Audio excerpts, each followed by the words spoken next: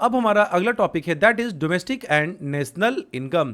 देखो, domestic income और national income ये दो बहुत ही इंपॉर्टेंट टॉपिक है और चैप्टर 4 में भी इनका बहुत इंपॉर्टेंस है, तो इस टॉपिक को बिल्कुल ध्यान से समझिएगा।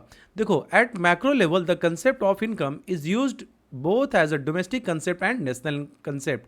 Domestic income is the sum total of factor income. अब factor income किसे कहते हैं?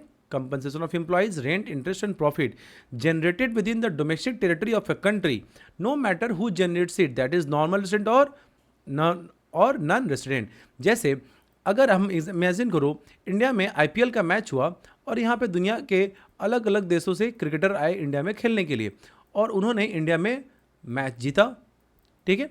तो जब हम इंडिया का जीडीपी, ग्रॉस डोमेस्टिक प्रोडक्ट और ग्रॉस डोमेस्टिक इनकम कैलकुलेट करेंगे तो हम ये नहीं देखते हैं कि ये हमारा रेसिडेंट है या नहीं है।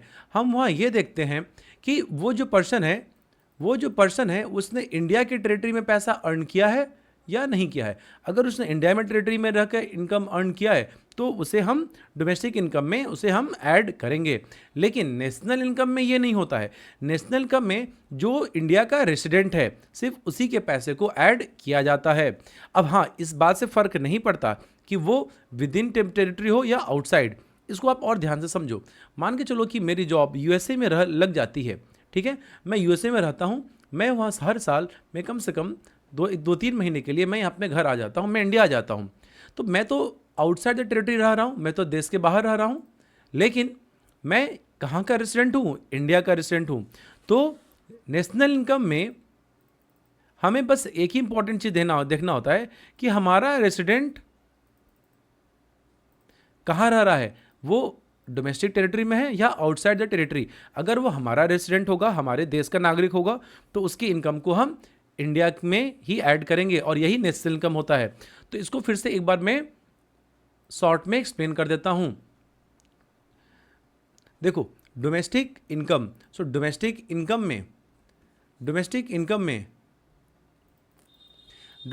में हम क्या देखते हैं भाई? कंडीशन क्या है आपकी? चाहे रेसिडेंट हो चाहे नॉन रेसिडेंट हो, कंडीशन क्या है? दोनों को डोमेस्टिक टेरिटरी मतलब इंडिया में किसी एक देश के अंदर रहना होगा। Whereas on the other hand national income क्या होता है?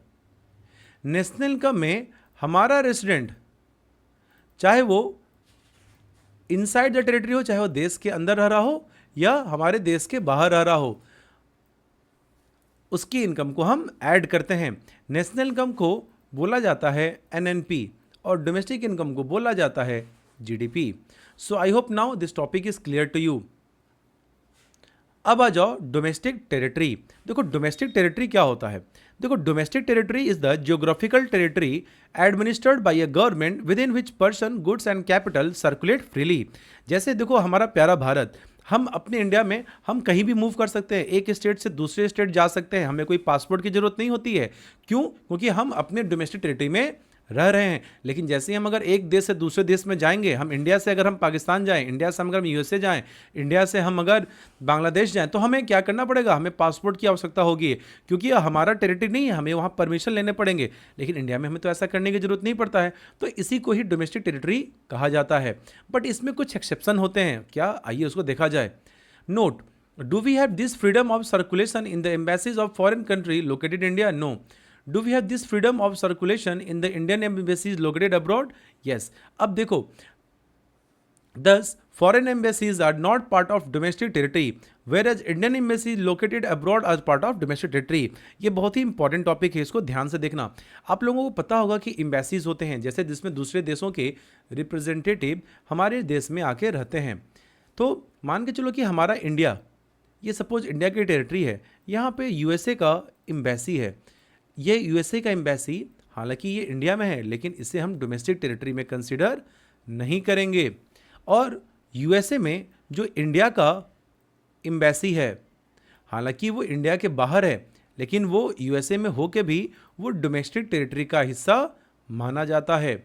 इसीलिए thus foreign embassies are not part of domestic territory, whereas Indian embassy located abroad are part of domestic territory. और इसका मतलब कि उस एम्बेसी में जो लोग काम कर रहे होंगे उनका भी पैसा कहाँ ऐड होगा? इंडिया के नेशनल इनकम में ऐड होगा। So I hope this topic is clear to you.